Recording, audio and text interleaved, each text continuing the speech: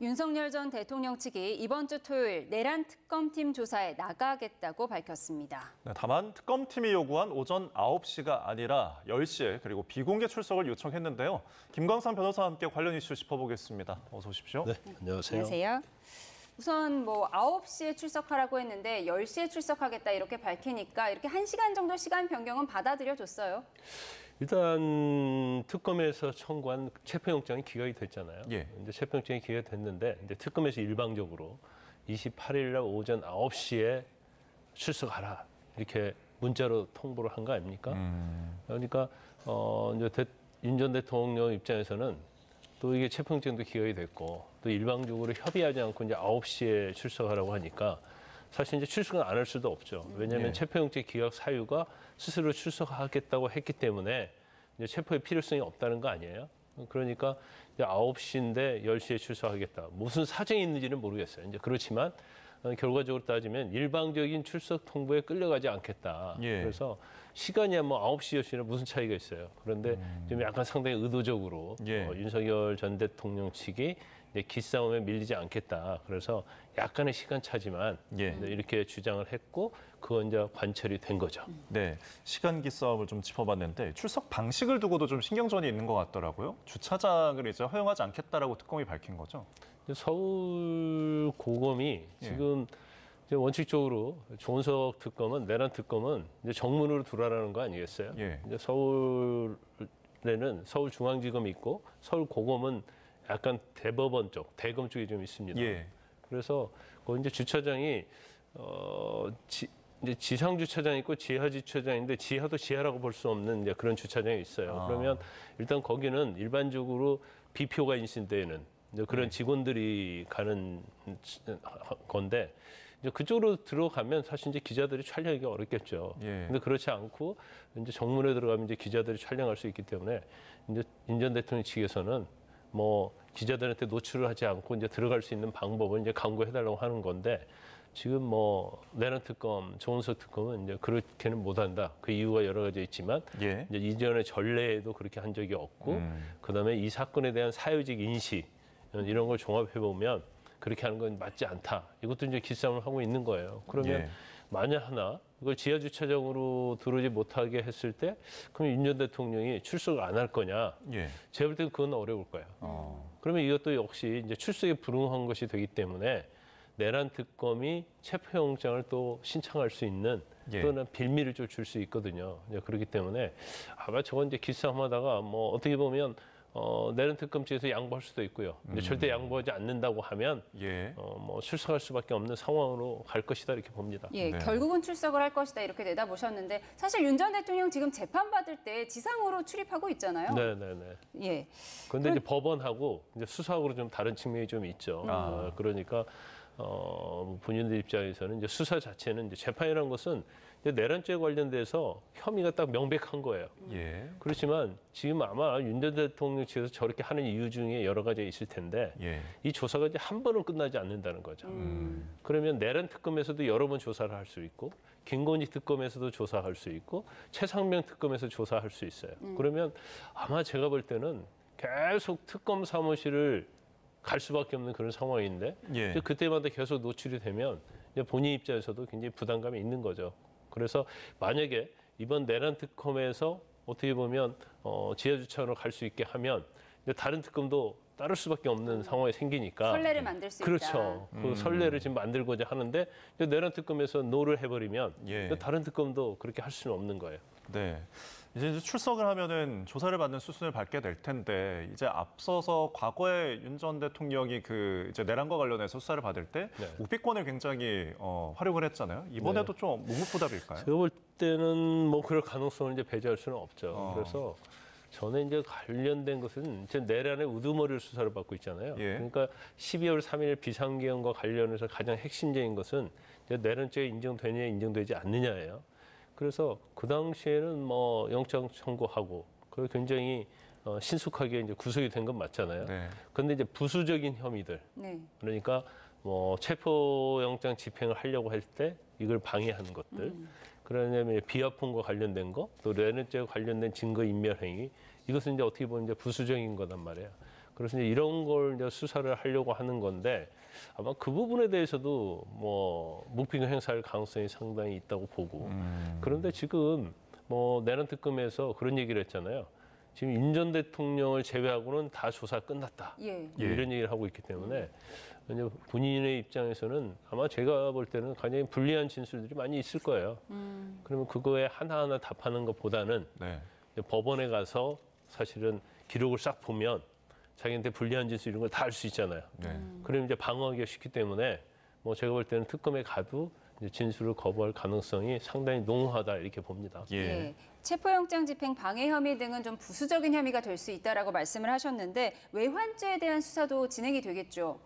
지금 내란 특검에서 가장 중점을 두는 것은 예. 외환죄일 거예요. 왜냐하면 이제 내란과 관련된 부분은 거의 다 이제 뭐 많이 수사가 경찰, 검찰 다 공수처 수사를 했잖아요. 예. 그래서 그 내용은 현재 이제 재판을 받고 있다 이렇게 볼 수 있고 그러면 내란죄와 관련해서 지금 내란 특검, 조은석 특검이 사실은 성과는 이렇게 별로 없어요. 아까 말씀드린 것처럼 뭐 특수공무집행 방해, 그러니까 체포영장 방해한 거, 그다음에 증거인멸 이것은 뭐 내란죄에 비하면 굉장히 부수적인 거단 말이에요.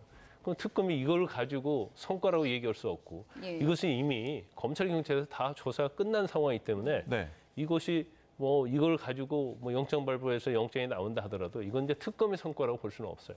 그럼 이제 제일 중요한 것은 현재 수사기관인 경찰, 검찰에서 수사하지 않았던 부분이 바로 외환과 관련된 부분이거든요. 네. 그래서 조은석 특검은 일단 외환과 관련된 부분에서 이제 수사 결과를 내려고 할 거예요. 예. 근데 외환과 관련된 부분은 군사 기밀과 관련된 부분이고 네. 그다음에 이제 중요한 것 중에 하나는 이 부분과 관련된 것이 이제 중요한 것은 그거 아니에요. 북한을 뭐 무인기 같은 걸 보내서 예. 어떻게 보면 북한을 하여금 뭐 대한민국을 공격할 수 있는. 도발하도록, 예. 그다음에 이제 그걸 비밀로 해서 이제 비상계엄을 선포하는 이게 뭐 사실은 이제 수사 대상이거든요. 예. 그러면 사실은 그와 관련된 사람들이 많지 않다. 아. 그리고 다 군사적인 거단 말이에요. 이게 기밀과 관련된 거잖아요. 예.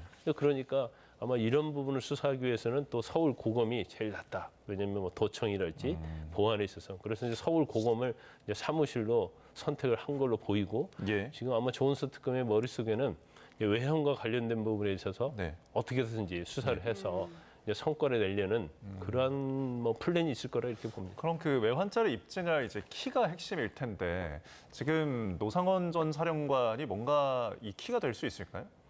노상원 사령관은 이제 수첩 내용이 있는데 네. 이제 그 내용이 좀 소설 같아요. 그러니까 사실 일반적인 민주국가에서 상상할 수 없는 내용들, 예. 뭐 수거라는 얘기 쓰잖아요. 뭐 5천 명씩 배에 태우고 가가지고 뭐 어떻게 한다랄지, 그다음에 뭐 NLL 북방 한계선에서 북극의 공격을 유도한다랄지, 예. 뭐 이런 식의 내용이 많이 있어요. 그러면 죄송합니다. 예.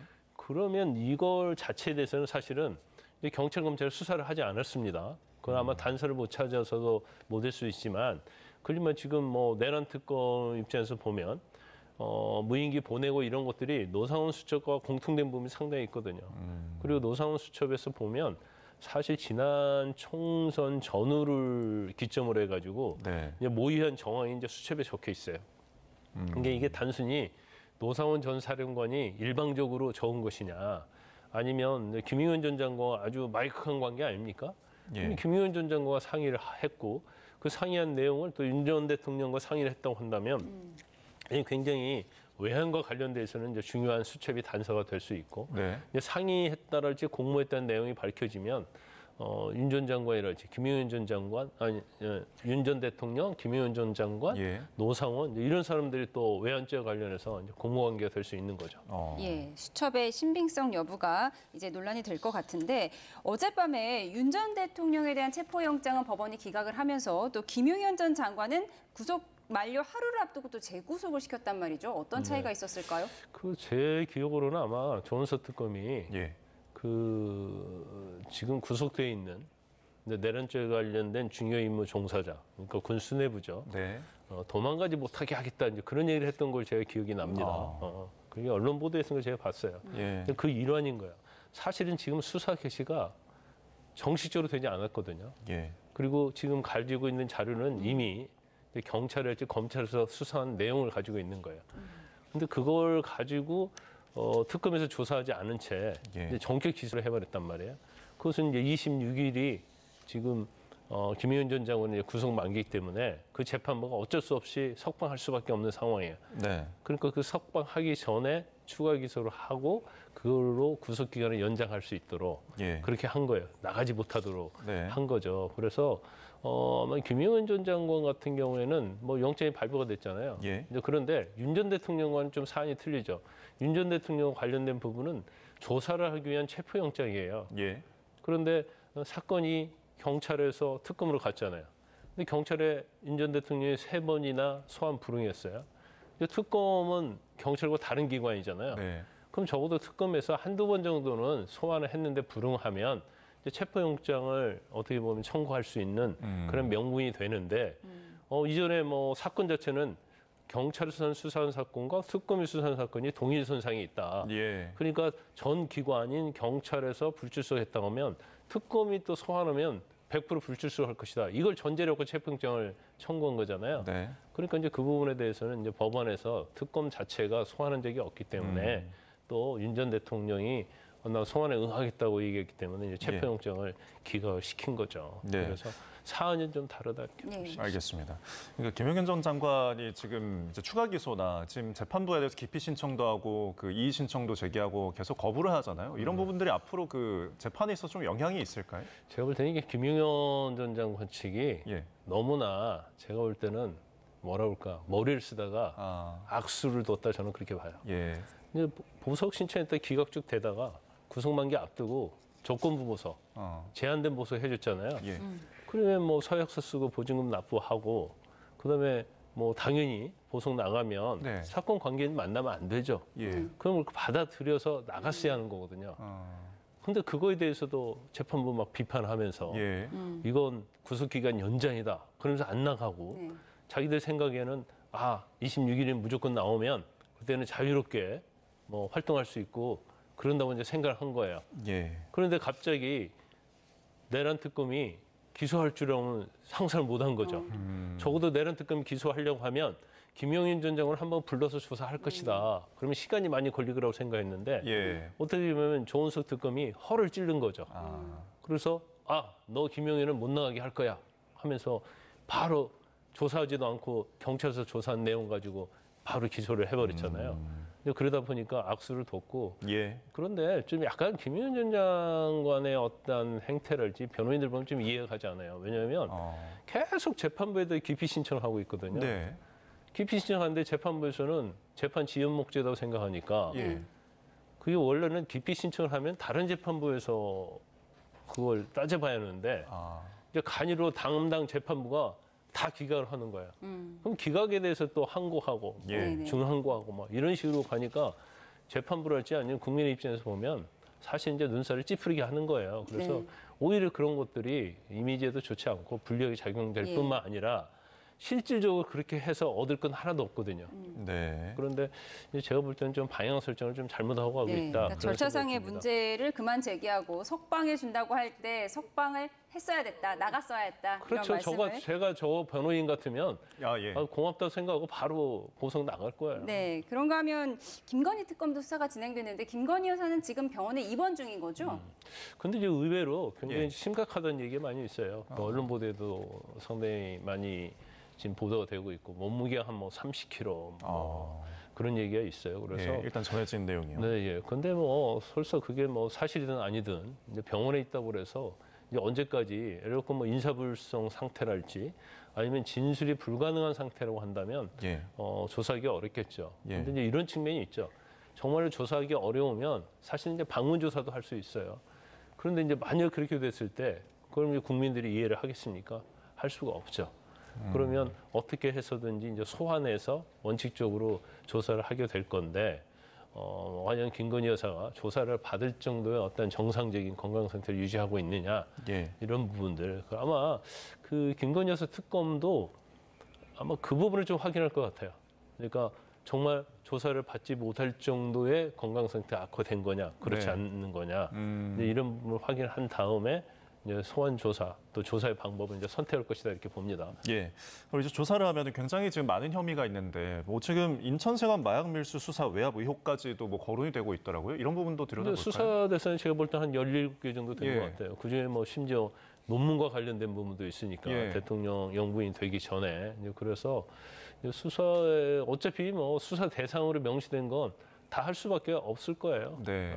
그래서 일단은 뭐 일반적인 어떤 수사 진행 상황은 김건희 여사를 소환하기 전에 네. 경찰이랄지 검찰에서 수사했던 부분 네. 그걸 다 이제 분석하죠. 아. 그다음에 이제 추가적으로 할 게 있는 뭐가 있는 건지를 예. 다 검토해서 조사를 한 다음에 제가 볼 때는 김건희 여사의 건강 상태 안 좋다고 하니까 예. 네. 지금 소환하면 이제 불응할 수 있는 명분이 돼요. 그래서 일단 조사를 전체적으로 기초조사를 다 한 해놓은 다음에 다음에. 뭐 이 정도면 됐다 하면 그때 이제 김건희 여사를 소환할 가능성이 크기 때문에 김건희 여사 소환은 좀 늦어질 수 있다. 저는 그렇게 내다봅니다. 알겠습니다. 자, 지금까지 특검 내용들 알아봤습니다. 김광선 변호사와 함께했습니다. 오늘 말씀 고맙습니다. 고맙습니다.